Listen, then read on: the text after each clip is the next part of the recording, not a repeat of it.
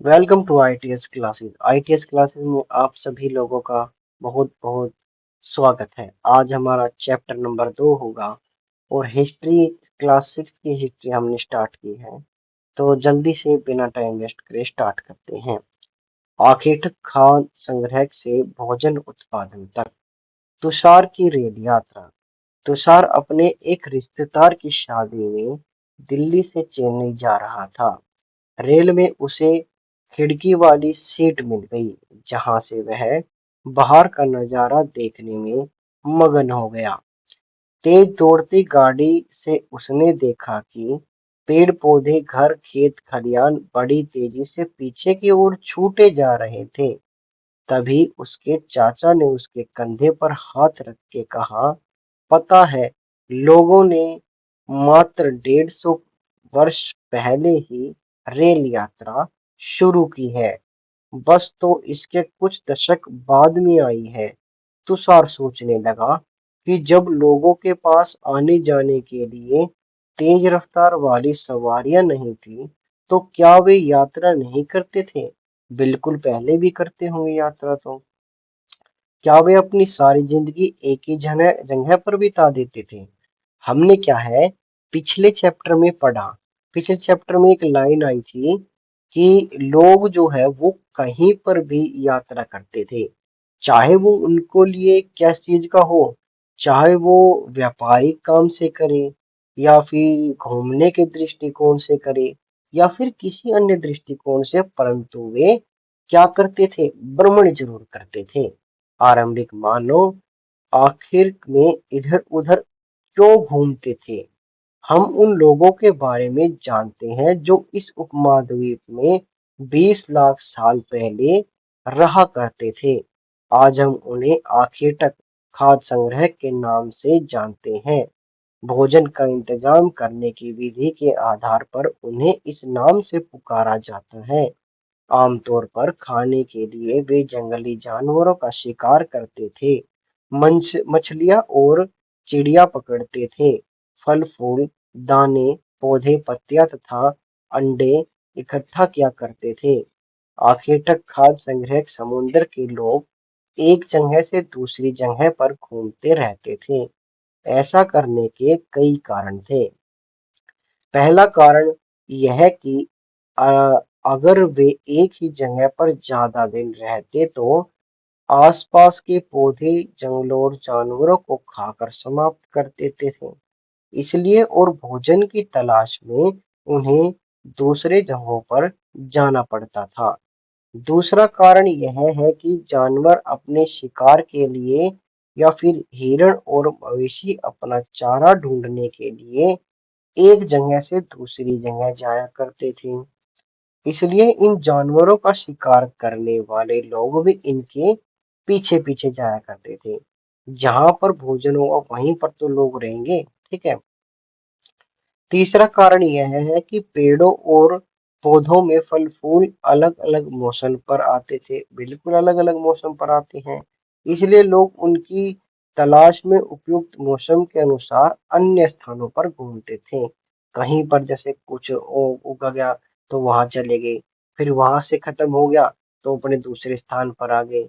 इसीलिए वे भ्रमण करते रहते थे। और चौथा कारण यह है कि पानी के बिना किसी भी प्राणी या पेड़ पौधे का जीवित रहना संभव नहीं है, और पानी झीलों, झरनों तथा नदियों में ही मिलता है।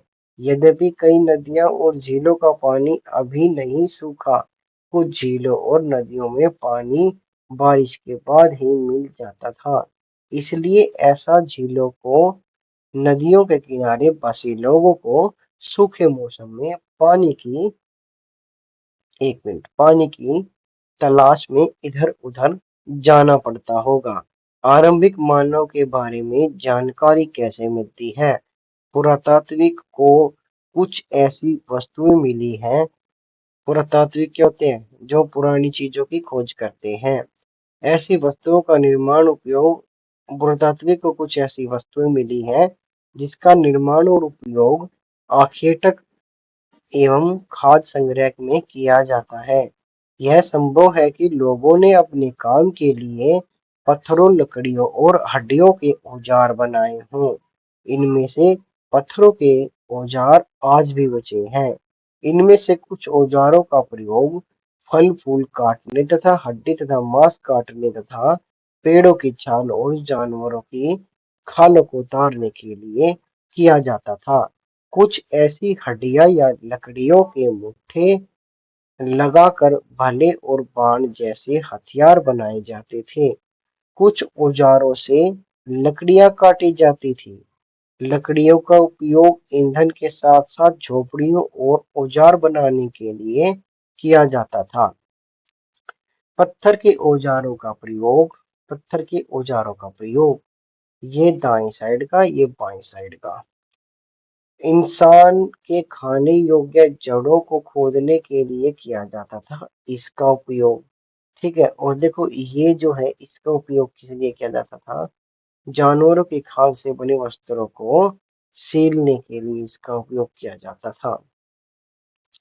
रहने की जगह निर्धारित करना, मानचित्र नंबर 2 की 2 को देखो। मानचित्र नंबर 2 में दिखा ही नहीं अभी तक। ये रहा मानचित्र नंबर 2। लाल लाल त्रिकोण वाले स्थानों में पुरास्थल है। लाल जो त्रिकोण है उनमें पुरास्थल है। भीमबटेका मध्य प्रदेश में है। ठीक है, फुंसी होगी, कुरनकुल गुफाएं होगी, ये सभी क्या है?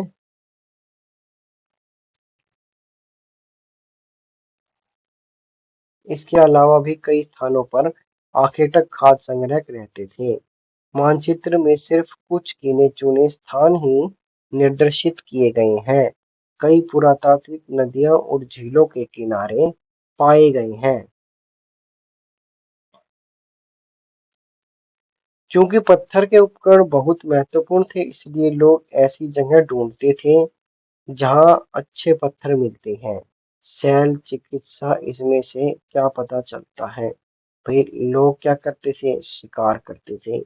इस चित्र के बारे में बताओ। जिन गुफाओं में लोग रहते थे उनमें से कुछ की दीवारों पर चित्र मिले हैं। इनमें से कुछ सुंदर उदाहरण मध्य प्रदेश के भीमबटेका तथा दक्षिणी उत्तर क्षेत्र में गुफाओं में मिले हैं। इनमें से जंगली जानवरों का बड़ी कुशलतम से सजीव चित्रण किया गया है। भीमबटेका कहाँ पर है? आधुनिक मध्य प्रदेश। इन पुरातात्विक की गुफाओं में करंदर मिलती है। लोग इन गुफाओं में इसलिए रहते थे क्योंकि यहाँ उन्हें बारिश, धूप और हवाओं से राहत मिलती थी। ये गुफाएं नर्मदा घाटी के पास है। क्या तुम बता सकते हो कि रहने के लिए लोगों ने क्या जगह चुनी होगी? देखो जैसे ऐसी जगह चुनी होगी, चित्र में आप देख सकते हैं, जिसमें बारिश और धूप और अन्य आंधी वगैरह से बचाव हो सके। पुरास्थल, पुरास्थल क्या होते हैं? पुराने स्थल। उस स्थान को कहते हैं जहां औजार, बर्तन और इमारतों जैसे वस्तुओं के अवशेष मिले हैं। उन्हें पुरास्थल, पुराने स्थल जहां पर वस्तुओं के अवशेष मिले हैं कहा गया है। ऐसी वस्तुओं का निर्माण लोगों ने अपने काम के लिए किया था और बाद में वे उन्हें वहीं छोड़कर चले गए। ये जमीन के ऊपर, अंदर, कभी समुद्र और नदी के तल में भी पाए जाते हैं। इन पुरास्थलों के बारे में आपको अगले अध्याय में बताया जाएगा।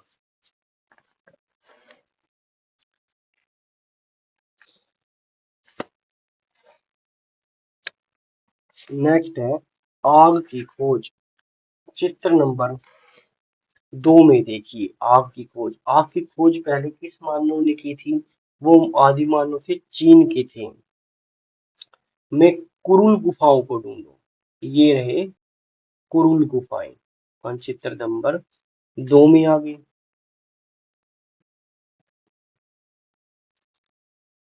ये रही कुरुल गुफाएं। ये रही कुरुल गुफाएं। ठीक है, मानचित्र नंबर 2 में कुरुल गुफाएं देखिए, लगभग नीचे की ओर पड़ती है। यहाँ राख के अवशेष मिले हैं। इसका मतलब यह है कि आरंभिक लोग आग जलाना सीख गए थे। आग का इस्तेमाल कई कार्यों के लिए किया जाता है, जैसे कि प्रकाश के लिए, बिल्कुल, मांस भूनने के लिए भी किया जाता होगा, बिल्कुल किया जाता होगा, और खतरनाक जानवरों से दूर भगाने के लिए भी आग का प्रयोग करते हैं। आज हम आग का प्रयोग किस लिए करते हैं? आज हम आग का प्रयोग भी देख लो, खाना बनाने के लिए भी करते हैं, और क्या कहें, प्रकाश के लिए भी करते हैं, और वैज्ञानिकों के लिए भी आग का प्रयोग जरूरी है। हर जरूरतों के लिए आग का प्रयोग है आजकल। नाम और तिथियां। हम जिन काल के बारे में पढ़ रहे हैं, पुरातात्विकों ने उनके बड़े बड़े नाम रखे हैं। आरंभिक काल को पुरापाषाण काल, मतलब जो काल शुरू में था, पुरापाषाण काल कहते हैं। यह दो शब्दों से मिलकर बना है। पुरा यानी प्राचीन, और पाषाण यानी पत्थर का काल। यह नाम पुरास्त्रों से प्राप्त पत्थरों के औजारों के महत्व को दिखाता है। पुरातात्विक काल 20 लाख वर्ष पहले से 12,000 साल पहले दौरान बना